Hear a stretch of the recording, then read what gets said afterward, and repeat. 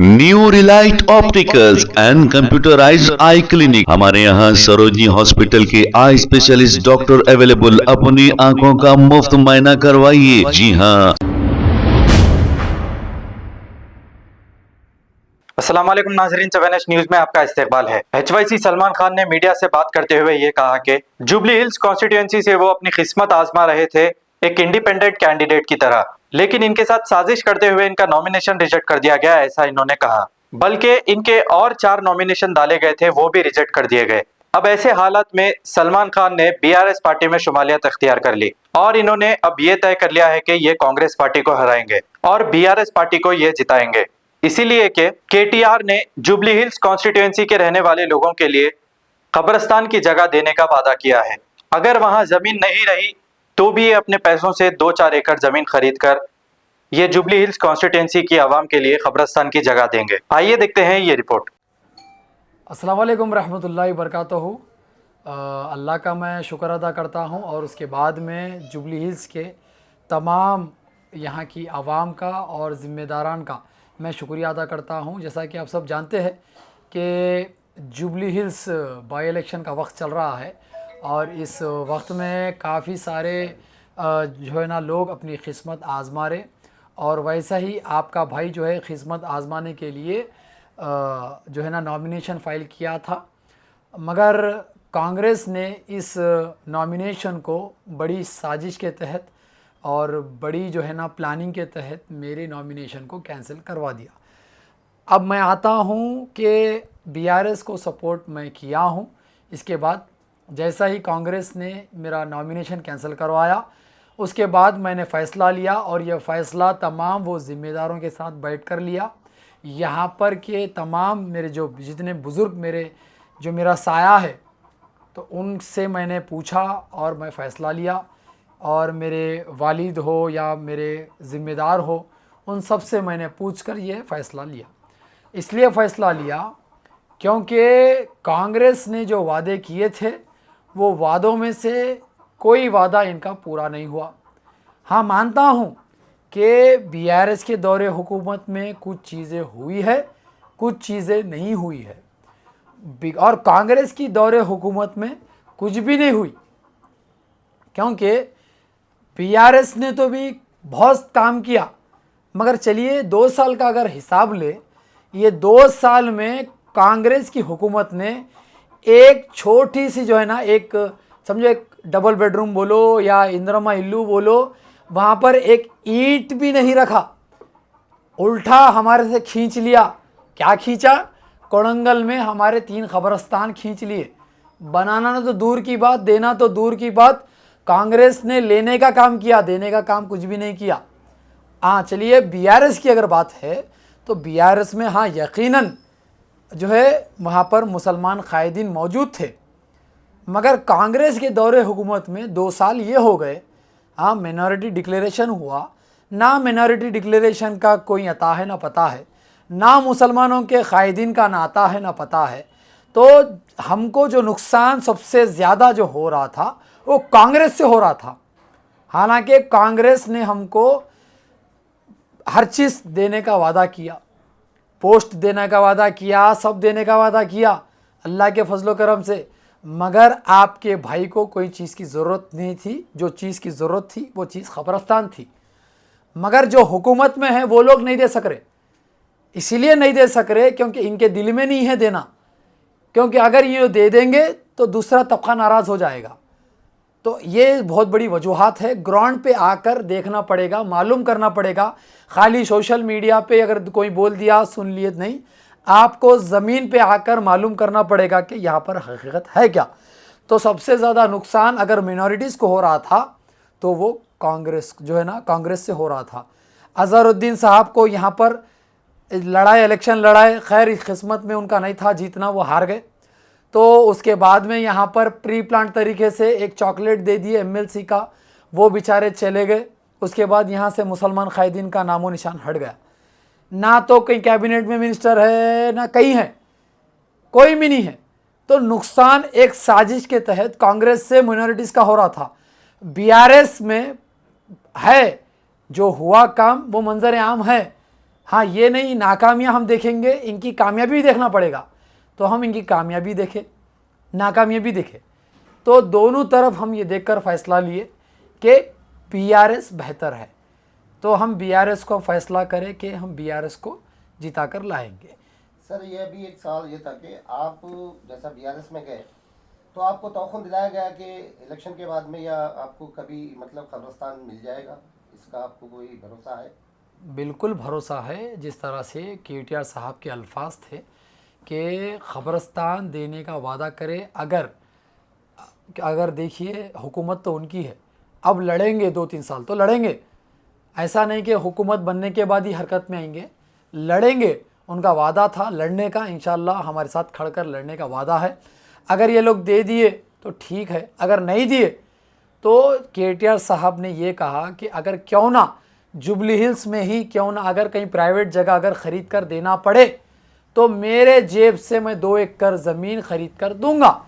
अगर यही बात अगर सीएम रेवंत रेड्डी बोल देते, अगर नहीं 3 महीने से मुसलमान यहाँ एहतजाज कर रहा ख़बरस्तान दे दो, तो 3 महीने के अंदर यहाँ ख़बरस्तान दिला देते, बहुत अच्छी बात होती। उनका सीएम था, उनके पास जो है उनका कलेक्टर उनका है, गवर्नमेंट उनकी है, तो वो दे सकते थे। मगर उन्होंने क्या किया, उन्होंने भी सिर्फ वादा किया। बीआरएस जो है वादा कर रही है क्योंकि उनकी गवर्नमेंट नहीं है, और आप में और उनमें फ़र्क क्या है।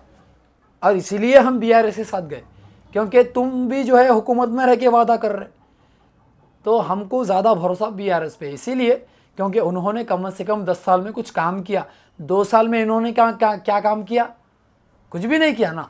तो हम जो है मिनॉरिटीज़ का पूरे तरीक़े से, पूरे अज़म के साथ मैं बोल रहा हूँ, इंशाल्लाह यहाँ से बीआरएस जीत रही है 100%। सर ये कि वो है कि आपका इलेक्शन लड़ना तो एक बहाना था, क्योंकि आपको चाहिए था ख़बरस्तान। बिल्कुल, मैं तो पहले जैसा नॉमिनेशन रिजेक्ट हुआ है या है क्या करवाया गया है वो और बात है, लेकिन आपका एम तो वही है ना, ख़बरस्तान है ना। देखिए, हाँ बिल्कुल, हमारा मकसद जो था यहाँ पर ख़बरस्तान का था।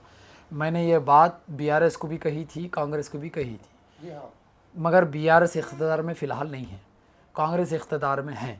तो हमारा सबसे पहले अगर मुतालबा होता तो वो कांग्रेस का होता, मगर कांग्रेस ने भी वही काम किया वादों का जो आज तक होते आए हैं। तो हमको भरोसा कांग्रेस पे नहीं है, क्योंकि वो इख्तिदार में रह के ये बात कर रहे हैं कि ख़बरस्तान तुमको हम दे देंगे। कब देंगे? अगर ठीक है भाई, ये प्रॉपर्टी में डिस्प्यूट है, अगर वो प्रॉपर्टी में डिस्प्यूट है, जिस तरह से आज केटीआर साहब ने कहा कि अपने जेब से 2 एकड़ ज़मीन दिलाते बोल रहे, तो कम से कम ये तो कह देते, कम से कम ये तो आप बोल देते। मगर नहीं, कि मुसलमानों के तुमको वोट होना, एक झूठे तरीक़े से एक जो है ना ये ऐलान कर दो कि मुसलमानों तुमको यहाँ ख़बरस्तान मिल गया, वहाँ मिल गया, यहाँ मिल गया। मैं बहुत सोच समझ कर ये फ़ैसला लिया, ये बीआरएस का मैं इसलिए लिया क्योंकि कांग्रेस में भी मैंने खामियां देखी, बीआरएस में भी देखी, मगर जो हमको फ़ैसला मुनासिब हम समझे, हम वो फ़ैसला लिए। अब बेहतर जो है अल्लाह जानता है, इंशाल्लाह अब हम मेहनत करेंगे बीआरएस के लिए और जिता कर लाएंगे यहाँ पर इंशाल्लाह। बीआरएस ने माइनॉरिटी को बहुत कुछ दिया, बोल के आप इसलिए ज्वाइन करेगा?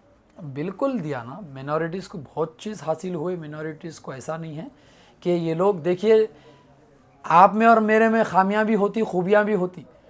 तो खाली खामियां देखने से इंसान को परखा नहीं जाता, उसके खूबियां भी देखना, क्योंकि आप इंसान हैं, इंसान गलतियों से बनता।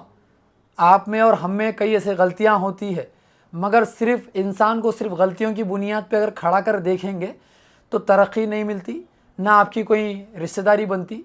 तो सिर्फ अगर हर किसी से दुश्मनी कर लेंगे तो दोस्ती किससे करते आप, काम किससे निकालना पड़ता। तो काम भी तो निकालना है, तो हम इंशाल्लाह वही हम काम कर रहे हैं। बीआरएस से देखिए, बीआरएस से 10 साल थी, 10 साल में बीआरएस को कौन इस्तेमाल करा वो भी हम जानते हैं, पूरा शहर जानता कौन इस्तेमाल करे और क्या इस्तेमाल करे, गलत करे सही करे, पूरा आवाम जानती। और मैं ख़ुद एक गवाह हूँ कि 10 साल बीआरएस में 5 साल मेरे पे कितना जुल्म हुआ, शहर जानता कि किस तरह से पुलिस का गलत इस्तेमाल हुआ, शहर जानता। तो चीज़ें ऐसी है कि जो चीज़ जो गलत इस्तेमाल हुई वो कौन करे क्या करे सबको मालूम है, आवाम को मालूम है, मुझे बोलने की ज़रूरत भी नहीं है। आवाम के दिलों में है ये चीज़। बहरहाल एक बीआरएस एक सेकुलर जमात है। क्या कांग्रेस सबको मालूम है कि किस तरह से ये लोग अपनी सोच को जो रखते हुए एक अक़लियतों की आवाज़ को दबाना, ख़त्म कर देना, टोटली एक ऐसा हो गया कांग्रेस में, मिनॉरिटीज़ की आवाज़ टोटली बंद हो गई, टोटली बंद हो गई। आप निकाल कर देख लो, एक चीज़ बताओ मेरे को कि हमारा कौन सा भाई जो है वहाँ कैबिनेट में जाकर अपनी अक़लियतों की आवाज़ रख रहा, कोई भी नहीं है, कोई भी नहीं है। अरे कम से कम यहाँ पर बीआरएस में कम से कम ये तो हुआ करता था कि रमज़ान में ऐसे वक्त में कम से कम आपके मस्जिदों में इफ्तारों की दावत तो हुआ करती थी, कम से कम। अरे वो भी नहीं रहा, इतनी नफ़रत हो गई अभी फ़िलहाल ये कांग्रेस में। ऐसा हो गया कि बस इनको सिर्फ मुसलमानों के वोट होना, मुसलमान नहीं होना, मुसलमानों के जो है मुद्दे नहीं होना, मुसलमानों के वोट होना। सर बताया जाता है कि अभी ये कॉन्स्टिट्यूंसी के अंदर कितने वोट मुसलमान के 30% है तकरीबन, तो ये 30% अभी सारे बीआरएस में जाएंगे या कुछ कटेंगे इसमें? देखिए सबकी अपनी अपनी सोच है, कोशिश करना हमारा काम है। लेकिन बताया जा रहा है कि आपकी आवाज़ सुन के तकरीबन 25% तो वोट जाएंगे। देखिए 25 जातेगी, 20 जातेगी, 30 जातेगी। अब मेहनत करेंगे, मेहनत करेंगे, जितना हो सकता हम दिलाने की कोशिश करेंगे। आप सिर्फ मुसलमानों की बात मत करो, हम क्रिश्चियंस में भी काम करें, हम यहाँ पर हिंदुओं में भी काम करें, और मेरे को चाहने वाले हिंदूज़ भी हैं यहाँ पर, और मेरे को चाहने वाले ईसाई भी हैं यहाँ पर। मैं काफ़ी 4 चर्चेस में जाके मैं ख़ुद बयान करा, वो लोग मुझे बुलाए, सलमान भाई आपका काम मेरे को पसंद आया, आप लोग हमारे चर्चेस में आओ। मेरे को बुलाए, मैं गया तो मिनॉरिटीज़ नहीं बल्कि जो है हिंदूज़ भी मेरे साथ है, क्या क्रिश्चियंस भी है, जिसमें जो मिनॉरिटीज़ है वो भी। तो मैं उम्मीद करता हूँ कि बहुत बड़ी मेजॉरिटी से हम जीतने वाले हैं, बहुत बड़ी मेजॉरिटी से बीआरएस इंशाल्लाह। आप दौरे करेंगे? बिल्कुल करेंगे ना, बिल्कुल करेंगे। कल से मेरे तो ये भी आ रहा है कि सर अभी इलेक्शन के बाद में कोई बीआरएस के अंदर आपको कोई पोस्ट भी मिलने वाला है? नहीं देखिए, मैं पहले ये बोल रहा हूँ कि मैं कोई पोस्ट के लिए मैं ऐसा सुनने में आ रहा है, सुनने में बहुत कुछ आ रहा, सुनने में तो बहुत कुछ आता, हर चीज़ का जो है जवाब मैं देना मैं जो है ना मुनासिब भी नहीं समझता हूँ, क्योंकि मैं जो पार्टी ज्वाइन हुआ, मैं एक मकसद से ज्वाइन हुआ, वो ख़बरस्तान है। मेरा ख़बरस्तान जिस दिन मेरे को मिल गया, मेरी उस दिन जीत है। और जिस तरह से केटीआर साहब ने जो वादा किया, मैं उसी दिन जीत गया। बस केटीआर साहब के जो अल्फाज थे, एक बड़े आदमी हैं, एक रुतबा है, एक उनका मुकाम है। अगर वो आदमी अपनी ज़बान से बोल रहे हैं तो वो अल्फाज के कुछ मायने हैं। तो ऐसा नहीं कि खाली हवा में बोल दिए, एक बड़े आदमी हैं, उनकी इज़्ज़त है, उनके जो अल्फाज थे। इंशाल्लाह मैं उम्मीद करता हूँ कि जो आज अमल जो है ना, ये आज ज़बानी एतबार से हुआ है, ये ज़बानी एतबार अमली एतबार से जल्दी इंशाल्लाह तब्दील हो जाएगा। एक लास्ट क्वेश्चन है कि आपको केटीआर साहब ने ये बोला है कि आपकी जिम्मेदारी कुछ लिए है, इसके बारे में आपकी मतलब जो बताया, क्या जिम्मेदारी जो बताया उन्होंने, अगर आपके ऊपर कोई चीज़ होती है, हर चीज़ के लिए वो हिफाजत करने के अच्छा नहीं उन्होंने तो क्या बोले, कोई जान का धोखा भी है क्या इसके बारे में? नहीं बिल्कुल, उन्होंने जानते ना जुल्म कितना हुआ हमारे पे, 5 साल जुल्म हुआ, उनके सामने पूरी दास्तां हैं। कोई हमारा केस आज तक एक जो है ना कन्विक्ट नहीं हुआ ना। हमारे पे जो इल्ज़ाम तो खैर लगते हर किसी पे, खाली इल्ज़ाम लगाना तो ये साबित तो नहीं करता ना। इल्ज़ाम लगाना में मतलब इतना मतलब फ़र्क है, ज़मीन और आसमान में कितना फ़र्क है, उतना ही इल्ज़ाम में फ़र्क है। तो मुल्ज़िम और मुजरिम में फ़र्क होता, मुजरिम वो होता जिसके ऊपर साबित होना, मुल्ज़िम वो है जिसके ऊपर इल्ज़ाम लगना। खाली इल्ज़ाम लगाते 5-6 साल से। कोर्ट भी है ना भाई, कोर्ट को जाओ, पुलिस है, जाओ इस्तेमाल करो, जाओ कन्विक्ट करो, कोई भी सज़ा गिराओ, देखेंगे उसके बाद। खाली इल्ज़ाम लगाने से नहीं होता। तो केटीआर साहब को ये बात मालूम है कि मेरे पे जो जुल्म हुआ था, वो जुल्म इंशाल्लाह अब नहीं होगा। जिस तरह से केटीआर साहब ने जो वादा किया कि तरक्की और इनकी हिफाजत मेरी ज़िम्मेदारी है बोले, तो खैर इंशाल्लाह पहले तो हमारे लिए अल्लाह है, हम अल्लाह पे हम यकीन रखते हैं और हम मेहनत करेंगे इंशाल्लाह। और हम केटीआर साहब का, केसीआर साहब का बहुत तहे दिल से मैं शुक्रिया अदा करता हूँ कि उन्होंने मुझे मौका दिया, उन्होंने मुझे एक मुकाम दिया, उन्होंने मुझे इज़्ज़त दी। ये मैं किसी में भी जो है ना जाकर मैं बहुत जगह गया, मगर ये इज़्ज़त कहीं नहीं मिलती, ना ये आपको मुकाम मिलता। अल्लाह के करम से मुझे वहाँ पर मिला और मैं बहुत खुश हूँ। Thank you sir, thank you. New Relight opticals and computerised I clinic. हमारे यहाँ सरोजनी हॉस्पिटल के आई स्पेशलिस्ट डॉक्टर अवेलेबल। अपनी आंखों का मुफ्त मुआयना करवाइए। जी हाँ, sun glasses 99 onward, any number glasses from 250 onward, contact lenses any colour ₹99 onward. जो हजरात 60 साल की उम्र से ज्यादा है, हज और उम्रा जाना चाहते हैं, उनके लिए बिल्कुल free number glasses, free home delivery और free eye checkup. New relight optical, Talab Katta, main road, opposite to Baba Bahauddin dargah. Mobile 9848392127। खबर है शहर की, खबर है गाँव की, खबर है सारी दुनिया की। 7H न्यूज पसंद आए तो लाइक कीजिए, शेयर कीजिए और सब्सक्राइब करना ना भूलें। 7H news.